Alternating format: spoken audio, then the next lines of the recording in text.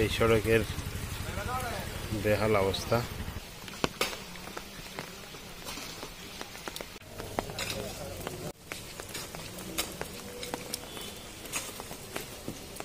মানুষ চলাচল বা গাড়ি চলাচলে একটা অনেক কষ্টদায়ক অবস্থা ছিল। এটি এখন কি উদ্যোগে কিভাবে করতেছেন একটু যদি বলেন। নিজস্ব উদ্যোগে এবং স্থানীয় সাবেক চেয়ারম্যান খায়রুল আলম সিদ্দিকীর সহযোগিতায় আমরা ইট এবং সুরকি দিয়ে রাস্তাটার একটু বেহাল দশা থেকে পরিত্রাণ পাওয়ার জন্য এই কার্যক্রমটা আমরা গ্রহণ করেছি, যেটা মানুষের দুঃখ লাঘব হয় এবং মানুষ যাতে একটু নির্বিঘ্নে চলাচল করতে পারে।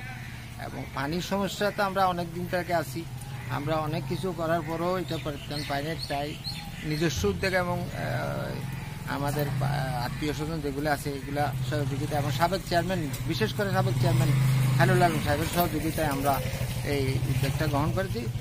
আমি আশা করি মানুষের দুর্ভোগটা লাঘব হবে।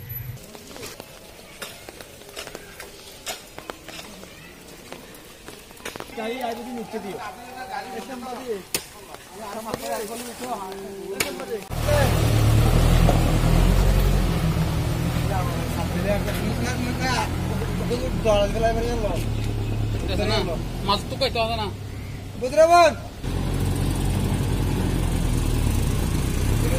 সাতটা গাড়ি তো হইলো বুঝলেন